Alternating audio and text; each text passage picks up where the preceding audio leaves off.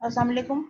आज का जो टॉपिक है वो कल के टॉपिक के साथ रिलेट करेंगे। कल किसी ने एक सवाल पूछा था कि रीपरफ्यूजन इंजरी दोबारा से बता दें। तो रीपरफ्यूजन इंजरी के हवाले से जो बात है वो इस तरह से होता है कि नाम अगर आप देखें ना, पैथोलॉजी में यूजुअली क्या किया जाता है कि टर्म्स को तोड़ के अगर उनके मतलब निकाले जाते हैं। ठीक है, यहाँ पे याद रखिएगा रीपर परफ्यूजन। आपको परफ्यूजन का मतलब पता होना चाहिए। परफ्यूजन का मतलब है ब्लड सप्लाई। ठीक है भाई, अगर तो ब्लड सप्लाई की बात कर रहे हैं तो परफ्यूजन मींस ब्लड सप्लाई। अगर उसके साथ री का वर्ड इस्तेमाल किया जाएगा तो ये मतलब होगा अगेन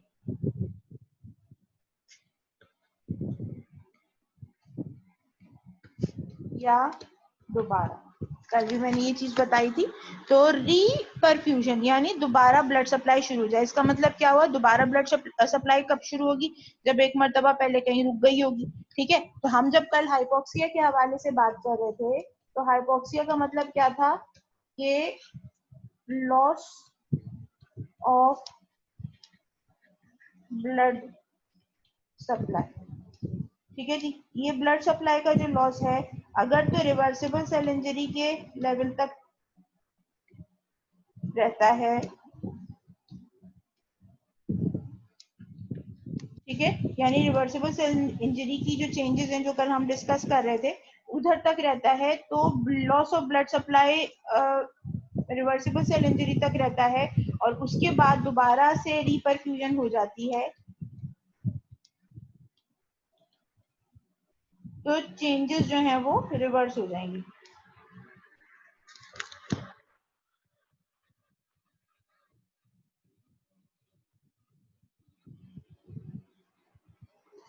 ठीक है जी, रिवर्सिबल सेल इंजरी में रिपरफ्यूजन के नतीजे में या ना जब दोबारा जब ब्लड सप्लाई दी जाएगी तो ये चेंजेस जो हैं वो वापस हो जाएंगी, रिवर्स हो जाएंगी। लेकिन अगर सेल इंजरी प्रोग्रेस कर गई है,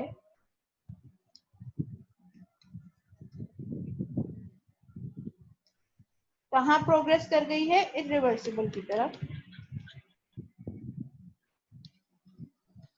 इरिवर्सिबल का मतलब क्या, जैसे मैंने आपको बताया था कि जी mitochondria damage, lysosomal bursting etcetera. अगर इस तरह की चीजें होनी शुरू हो गई हैं तो इसका मतलब है कि इरिवर्सिबल सेल इंजरी का प्रोसेस शुरू हो चुका है। ये वो टाइम है जिस टाइम पे अगर जो मेजर कॉज है, जो भी इंजरी का जो कॉज है, अगर वो रिमूव कर भी दिया जाए तो जो चेंजेस हैं वो रिवर्स नहीं होती। ठीक है जी, तो ऐसी सूरत में क्या होगा कि जब चेंजेस रिवर्स नहीं होंगी तो रिपरफ्यूजन के नतीजे में डैमेज स्पीड अप हो जाएगी। ठीक है जी, रिपरफ्यूजन के नतीजे में डैमेज स्पीड अप हो जाएगी और ये डैमेज कंटिन्यूसली जो है वो अल्टीमेटली लेकर जाएगी सेल डेथ की तरफ। या अगर बात समझ में आ गई है खुशबख्त, तो प्लीज आप हैंड रेस कीजिए।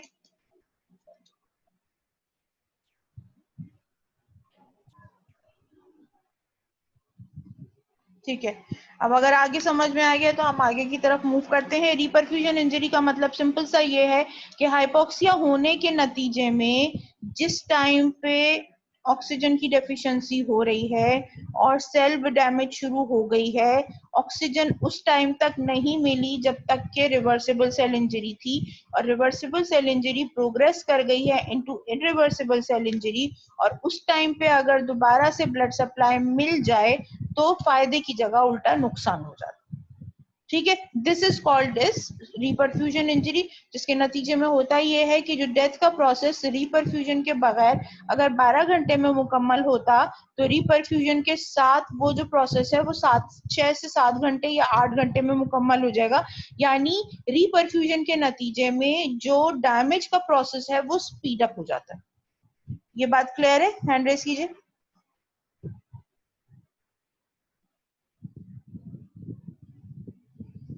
ठीक है, थैंक यू सो मच। अच्छा, अब यहाँ से फिर आगे चलते हैं। इसके बाद जो एक और बहुत इंपॉर्टेंट हमारे पास जो सेल इंजरी का जो मैकेनिज्म है वो ये है कि जैसे, अच्छा, इसको हम एक चीज आपको मैं बुक से भी इसकी एक पिक्चर आपको पहले मैं दिखा दूं, उससे भी आपको एक थोड़ा सा आइडिया हो जाएगा, फिर हम आगे चलते हैं।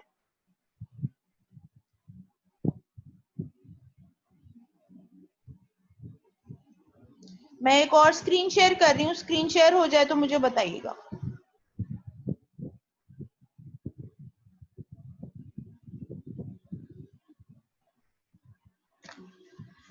स्क्रीन शेयर हो गया भाई? ओके। इस पिक्चर को अगर आप गौर से देखें तो ये जो पिक्चर दिखाई दे रही है आपको, ये नॉर्मल सेल है।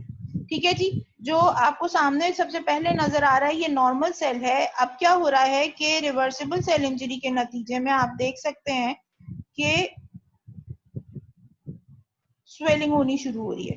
तमाम जो ऑर्गेनील्स हैं वो साइज में, अब थोड़ा सा कंपैरिजन अगर आप करो तो ये आप देखो कि जो न्यूक्लियस की शेप में और कलर में फर्क आना शुरू हो गया। हमेशा याद रखिएगा किसी भी टिश्यू में जब स्वेलिंग होती है तो उसका जो नॉर्मल कलर है पानी की होने के नतीजे में उसमें कलर में चेंजेस आने शुरू हो जाते हैं। यहाँ आप बहुत क्लियरली इस बात को अप्रिशिएट कर सकते हैं कि न्यूक्लियस जो है वो डार्क पर्पल कलर का था और यहाँ पर ये न्यूक्लियस जो है वो लाइट पर्पल कलर का होना शुरू हो गया, और स्लाइड सी न्यूक्लियर क्लम्पिंग भी, क्रोमैटिन की जो क्लम्पिंग है वो भी शुरू हो चुकी है अंदर न्यूक्लियस।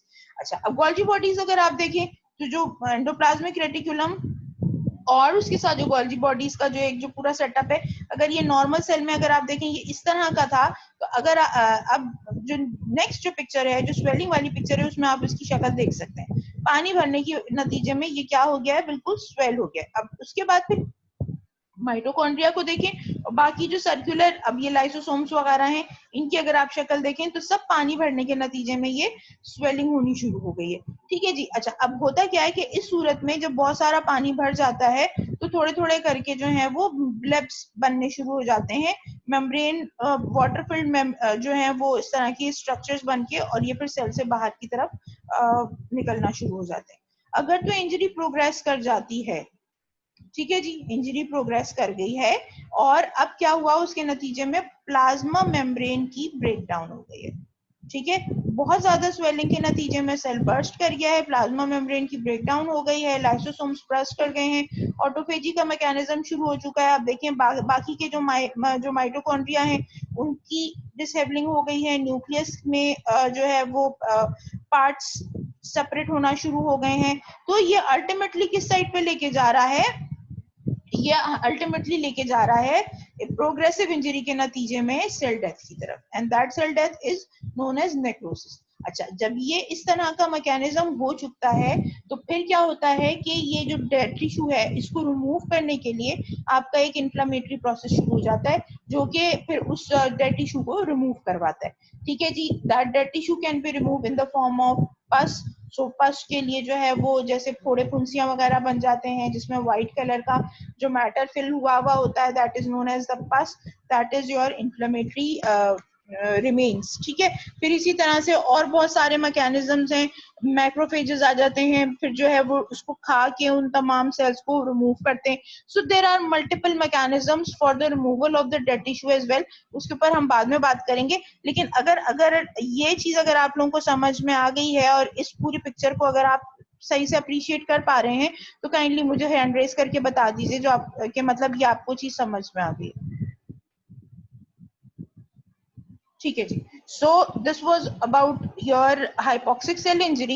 इसके बाद फिर हमारे पास जो एक और जो सेल इंजरी का मैकेनिज्म है वो,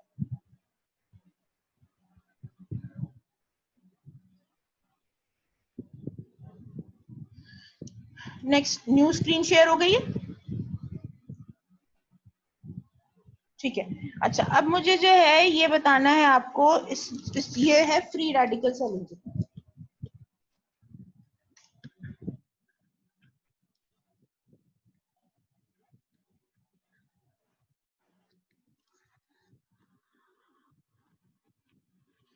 फ्री रेडिकल सेल इंजरी के हवाले से जब हम बात करते हैं तो मुझसे ज्यादा आप लोगों को फ्री रेडिकल्स के बारे में पता होगा।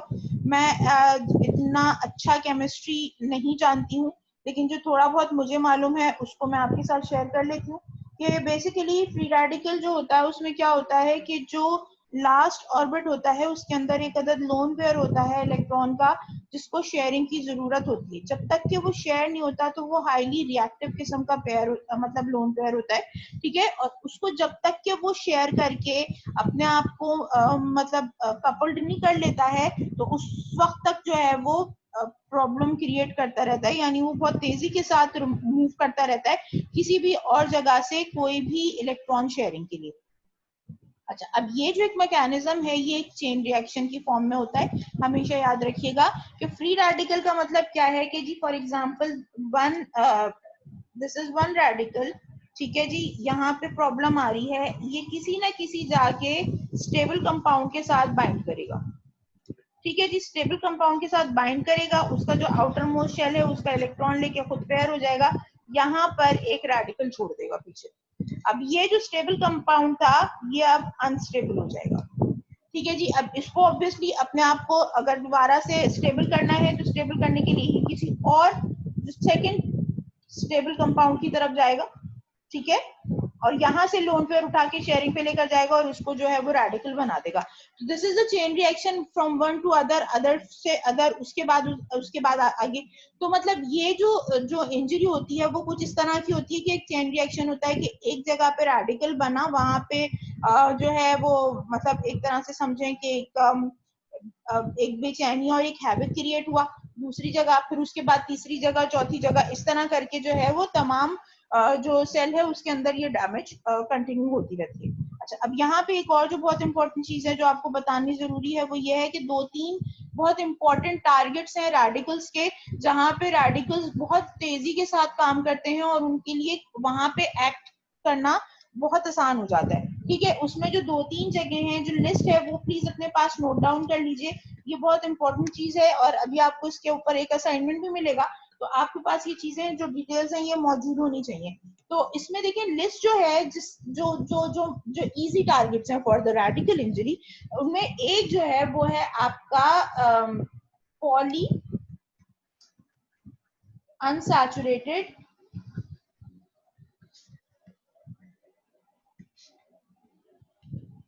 Fatty acid, poly unsaturated fatty acid. अच्छा, अब ये इसके बारे में आपको मालूम है, ऑब्वियसली बायोकेमिस्ट्री में आप पढ़ के आए हैं, लेकिन मैं आपको थोड़ा सा बता देती हूँ कि अगर ये फॉर एग्जांपल कार्बन चेन है और आपको मालूम है कि कम से कम भी हमारे जो ह्यूमन बॉडी के अंदर 16 कार्बन की एक चेन होती है, जहां से 16 से लेकर 24 कार्बन तक की जो चेन होती है उसके फैटी एसिड्स हमारी बॉडी के अंदर मौजूद होते हैं।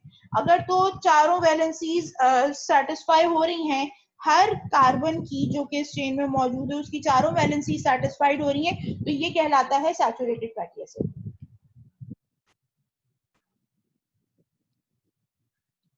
लेकिन अगर कहीं पर डबल बॉन्ड आ गया है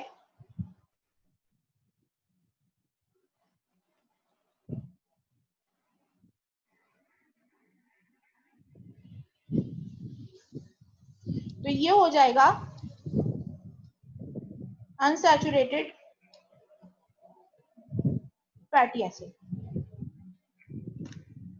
अब अगर नंबर ऑफ डबल बॉन्ड्स एक से ज्यादा हो जाते हैं हमारी बॉडी में, ह्यूमन बॉडी के अंदर, जैसे कि पहले भी डिस्कस हो चुका है बहुत जगहों पे, दोबारा से अभी यहाँ पे, कि हमारी ह्यूमन बॉडी के अंदर सिंगल जो डबल बॉन्ड होता है उसको अनसैचुरेटेड फैटी एसिड कहते हैं।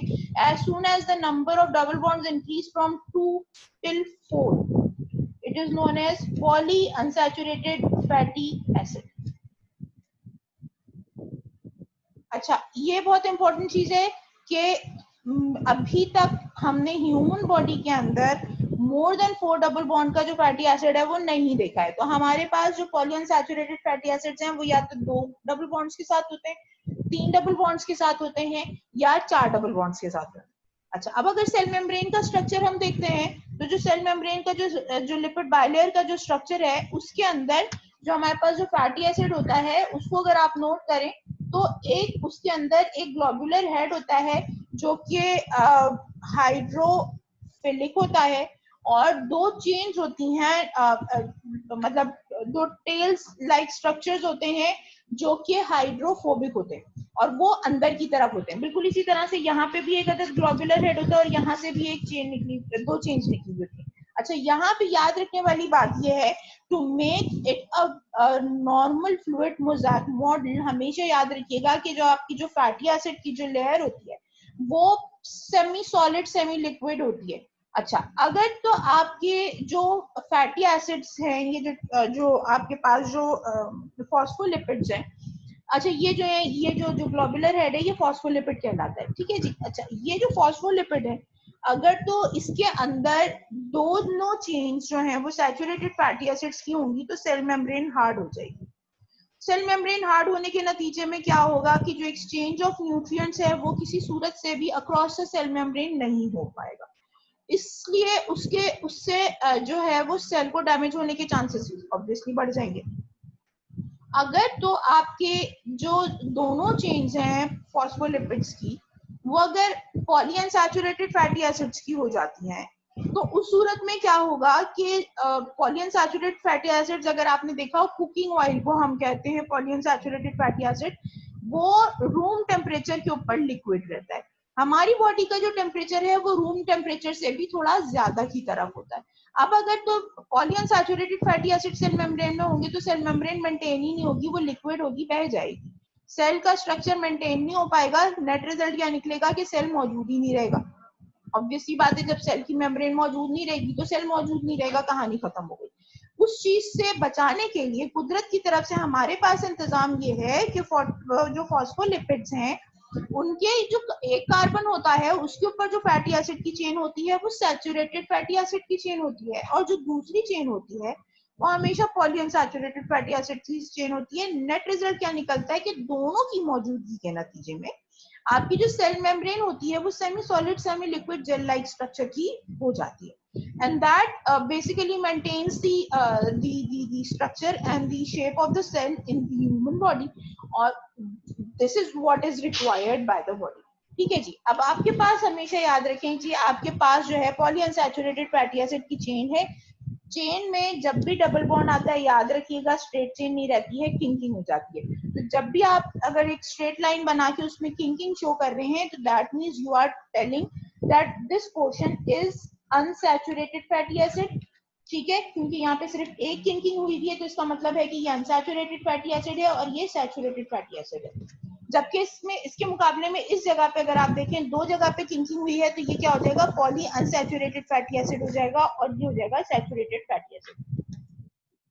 अच्छा, तो अब मसला ये हुआ कि जो फ्री रेडिकल्स हैं अगर हम देखें तो जो इजी टारगेट होगा रेडिकल इंजरी कॉज करने के लिए, ऑब्वियस ही बात है वो क्या होगा, वो जगह जहां पे डबल बॉन्ड है, शेयरिंग ऑफ इलेक्ट्रॉन हुआ है, उस जगह पे रेडिकल का अटैक करना आसान होगा और वहां से पेयर को उठाना बहुत इजी हो जाएगा। ठीक है जी। सो जो इजीएस्ट टारगेट बनता है रेडिकल इंजरी कॉज करने के लिए in the cell membrane is your polyunsaturated fatty acid present in your phospholipid of the cell membrane. ठीक है जी। इसके बाद फिर आपके पास आता है जो सेकेंड टारगेट है वो है आपके पास प्रोटीन। ठीक है जी। जैसा कि मैंने आपको बताया आपके पास प्रोटीन्स कौन कौन से हो सकते हैं, स्ट्रक्चरल प्रोटीन्स हो सकते हैं जो कि सेल का फ्रेमवर्क बना रहे होते हैं, उनके अंदर ऑर्गेनील्स अटैच हुए हुए होते हैं। कल के लेक्चर में हमने ये बात डिस्कस की थी। उसके बाद जो आपके पास प्रोटीन्स होते हैं वो चैनल प्रोटीन होते हैं। इन चैनल प्रोटीन्स की वजह से जो मेजर न्यूट्रिएंट्स होते हैं, जो मेजर जो मेम्ब्रेन ट्रांसपोर्ट हो रही होती है across the membrane, that is taking place. Again these are very vital and they are very integral for the normal functioning of the cell, they are very necessary. तीसरे जो type के proteins होते हैं हमारी बॉडी में वो होते हैं एंजाइम्स। ऑब्वियस ही बात है, इट्स नीडलेस टू से कि एंजाइम का फंक्शन बॉडी में नहीं है। सेल के अंदर तमाम की तमाम जो साइकिल्स होती हैं अगर आपने नोट किया हो, इवन सिंपल अगर हम ग्लाइकोलिसिस को उठा लें तो उसके अंदर भी कम से कम 8 से 9 एंजाइम्स मौजूद हैं जो कि एक साइकिल को कंप्लीट कराते हैं। इसका मतलब क्या हुआ कि there is a series of proteins which are acting as enzymes to fulfil the requirement of the cellular needs. तो ऑब्वियस ही बात है कि इन एंजाइम्स के अंदर भी प्रॉब्लम हो सकती है। वो तमाम के तमाम एंजाइम प्रोटीन्स आपको मालूम है, all those proteins are made up of amino acids.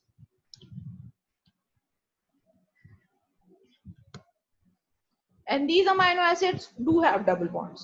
So all those amino acids which have benzene rings having double bonds in any form, किसी भी जगह पे जो उनका जो उनके पास जो फंक्शनल ग्रुप है उसके अंदर जहां पे भी डबल बॉन्ड्स की गुंजाइश है वहां पे रेडिकल इंजरी होने के चांसेस ऑब्वियसली बढ़ जाते हैं। और ये जो रेडिकल इंजरी होती है उसके नतीजे में जो है प्रोटीन्स की जो एक्टिविटी है वो अफेक्ट होती है। किस तरह से?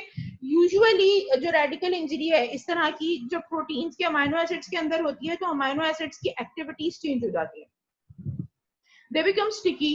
They make different kind of new bonds which are not required for the conformational structure or functional activity of the proteins. Net result ये निकलता है कि जी फोल्डिंग, सुपर फोल्डिंग और जो हो जाती है या अनकॉइलिंग हो जाती है। दोनों सूरतों में जो भी जो 3 डायमेंशनल स्ट्रक्चर था प्रोटीन का, जो फाइनल फंक्शनल फॉर्म में आने के लिए जो जरूरत थी, वो अगर प्रोटीन का स्ट्रक्चर अगर चेंज हो जाता है तो उसके नतीजे में क्या होता है कि जो प्रोटीन्स हैं, जो एंजाइमेटिक प्रोटीन्स हो गए या स्ट्रक्चरल प्रोटीन्स हो गए या चैनल प्रोटीन्स हो गए, उनकी बाइंडिंग साइट्स अफेक्ट हो जाती है।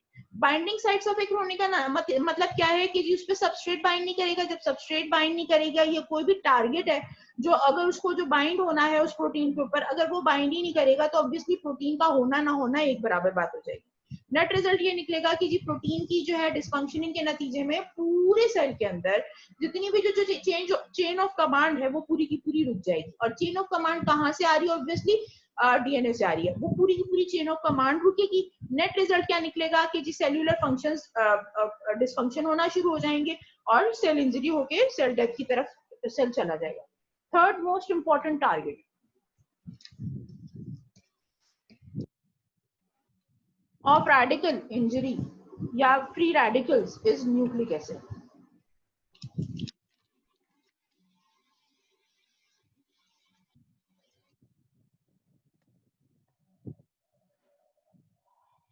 न्यूक्लिक एसिड, अच्छा जी, ये जो न्यूक्लिक एसिड है इसमें जो सबसे इंपॉर्टेंट जो अगर आपको मालूम है कि न्यूक्लिक एसिड्स 2 तरह के होते हैं, एक होता है डीएनए और दूसरा होता है आरएनए।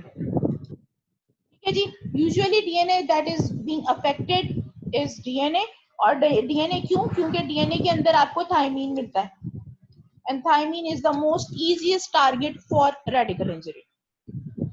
एक थायमीन के साथ अगर रेडिकल बाइंड कर रहा है और उसकी एक्टिविटी को अफेक्ट कर रहा है, नेट रिजल्ट क्या निकलेगा कि डीएनए की जो 80 बॉन्डिंग्स हैं जितनी भी, वो तमाम की तमाम खराब होंगी थायमीन की वजह से। और जब वो तमाम की तमाम बॉन्डिंग्स खराब होंगी तो नेट रिजल्ट क्या निकलेगा कि डीएनए का जो स्ट्रक्चर है वो चेंज हो जाएगा।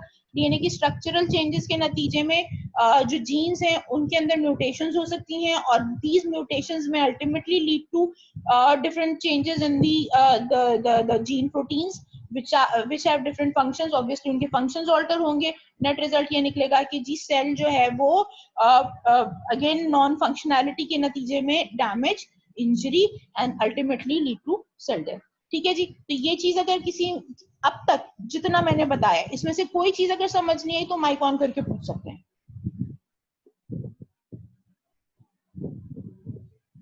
Anything which you want to ask?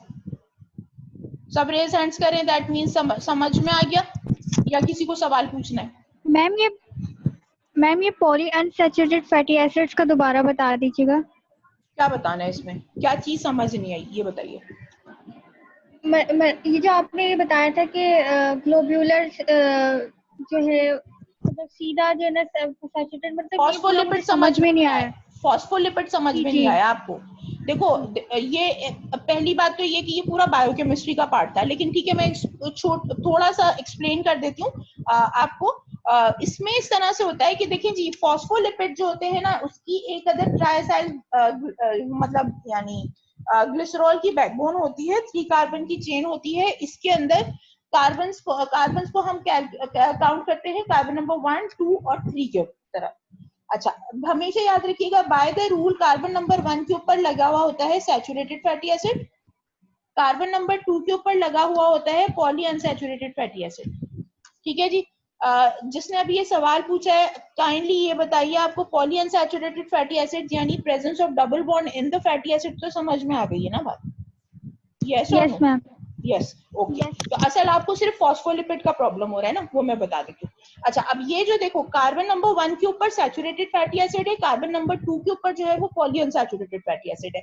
ठीक है जी, ये तो एक चीज कंफर्म हो गई। और तकरीबन पूरी बॉडी में जितने ट्रिलियंस ऑफ फैटी एसिड्स लगे हुए हैं हमारी, मतलब ट्रिलियंस ऑफ फॉस्फोलिपिड्स हमारी बॉडी में सेल मेम्ब्रेन बना रहे हैं, वो इसी रूल के हिसाब से यूजुअली बन रहे होते हैं कि जी फर्स्ट कार्बन के ऊपर saturated fatty acid, second carbon के ऊपर polyunsaturated fatty acid, third carbon के ऊपर एक अदद फॉस्फेट ग्रुप लगा होता है और उस फॉस्फेट ग्रुप के साथ फंक्शनल ग्रुप लगा होता है, अटैच होता है। This functional group can be different. तो उसके नतीजे में आपको क्या क्या डिफरेंट किस्म के जो फॉस्फोलिपिड्स मिलते हैं, लाइक फॉस्फेटिडाइल इनोसिटोल पायरोफॉस्फेट हो गया, या फॉस्फेटिडाइल कोलिन हो गया, स्फिंगोमाइलिन हो गया, डिफरेंट किस्म के फॉस्फोलिपिड्स हैं। अगर आप चाहो तो इनको एक थोड़ा सा एक रिव्यू कर लेना ताकि आपको आइडिया हो जाए कि फॉस्फोलिपिड्स कौन कौन से होते हैं। बेसिकली फायदा सिर्फ इसका क्या होता है कि जब फॉस्फेट आ जाता है तो थोड़ा सा वाटर मिसेबल कर देता है इस फैट को। अच्छा, अब उसके नतीजे में क्या होता है कि अब अगर आपका, जैसे अभी मैंने आपको थोड़ी देर पहले बताया, ये ग्लोबुलर हेड, ये एक स्ट्रेट चेन और ये एक किंक्ड चेन। ठीक है जी, अब इसी चीज को अगर हम यहाँ पे रखें कि जो कार्बन नंबर 3 इसके साथ का फॉस्फेट और फिर इसके साथ का functional group, this makes a globular head. ठीक है जी, इसके साथ जो ये हो गया कार्बन नंबर 3। अब कार्बन नंबर इसके साथ लगा होगा ऑब्वियसली कार्बन नंबर 2 और इसके साथ लगा होगा कार्बन नंबर 1। कार्बन नंबर 1 के साथ है saturated fatty acid, carbon number 2 के साथ है पॉलीअनसैचुरेटेड फैटी एसिड। अब ये स्ट्रक्चर आप रिलेट कर पा रही हो? Yes ma'am, thank you. समझ में आ गई बात बेटा? जी मैम। ठीक है। सो अब इसके अंदर जो है, जो हम बात कर रहे थे रेडिकल इंजरी के हवाले से जो बात कर रहे थे, तो आपके पास जो इजी टारगेट है रेडिकल इंजरी का वो ये दो जगह है जहां पे डबल बॉन्ड्स मौजूद है। क्लियर हो गई बात? जी। Okay, thank you so much. अच्छा मैम, मुझे एक क्वेश्चन करना जी बेटा। है। ये क्यों होता है कि मतलब जो हमारे पास अनसैचुरेटेड फैटी एसिड्स हैं, सिर्फ वहीं पर जो है ये मतलब डिस्ट्रक्शन कॉज कर रहा है या उसको खराब कर रहा है, सैचुरेटेड पे इफेक्ट क्यों नहीं कर रहा है? देखो, मैंने आपको सबसे पहले यही बात बताई थी कि अगर तो कार्बन की वैलेंसी सेटिस्फाइड है, सारी की सारी वैलेंसी सेटिस्फाइड है, तो किसी बाहर की चीज का एंटर होना इजी नहीं होगा, या होगा? आप खुद मुझे बताओ। जैसे फॉर एग्जांपल मैं ये बोलती हूँ कि आपकी पांच लोगों का एक ग्रुप है, आप लोग एक साथ मिलके खड़े हो जाओ, ठीक है? अच्छा, अब अगर आप लोग एक साथ जुड़ के खड़े हुए हो तो किसी छठे बंदे को बीच में घुसने की इजाजत मिलेगी या वो घुस सकेगा? यस और नो? नो। नो। तो इसका मतलब क्या हुआ कि जब बैलेंस, आप लोग करीब करीब खड़े हुए हो, बीच में कोई जगह नहीं है, इसलिए किसी के घुसने की गुंजाइश नहीं है। लेकिन अगर अब चार या पांच लोगों का ग्रुप है, उसमें से 3 एक साइड पे हो गए, 2 एक साइड पे हो गए, बीच में थोड़ी सी स्पेस मिल गई, छठा बंदा घुस सकता है उसमें? नहीं मैम। तो मतलब मैम इसका मतलब ये है कि हमारे पास जितने भी अनसैचुरेटेड फैटी एसिड्स हैं उनके अंदर ये टेंडेंसी होती है कि वो लोन पेयर को एक्सेप्ट कर सकें, क्योंकि बेसिकली लोन पेयर है जो फ्री रेडिकल को अलाउ कर रहा है। एग्जैक्टली। अब समझ में आ गई बात? जी जी मैम, आ गई, थैंक यू। ओके जी, ऑलराइट। तो ये पूरी बैकग्राउंड स्टोरी है इसकी कि जहां जहां पे भी डबल बॉन्ड्स होंगे वो वहां पे जो है वो लोन पेयर बनाना या लोन पेयर वहां से एक्सट्रैक्ट करना इजी हो जाएगा रेडिकल के लिए। और उस जगह पे ऑब्वियसली जैसे ही वहां से जो लोन पेयर हटेगा तो पीछे जो है रेडिकल रह जाएगा, और वो रेडिकल कहाँ रह जाएगा? आपकी इस बॉडी के स्ट्रक्चर पे। अगेन एक चेन रिएक्शन शुरू होगा, एक फैटी एसिड से दूसरे फैटी एसिड। नेट रिजल्ट क्या निकलेगा? अगर मेम्ब्रेन में ये एब्नॉर्मैलिटीज होती हैं तो मेम्ब्रेन की स्ट्रक्चरल एब्नॉर्मैलिटी के नतीजे में परमेबिलिटी अफेक्ट होना शुरू हो जाएगी।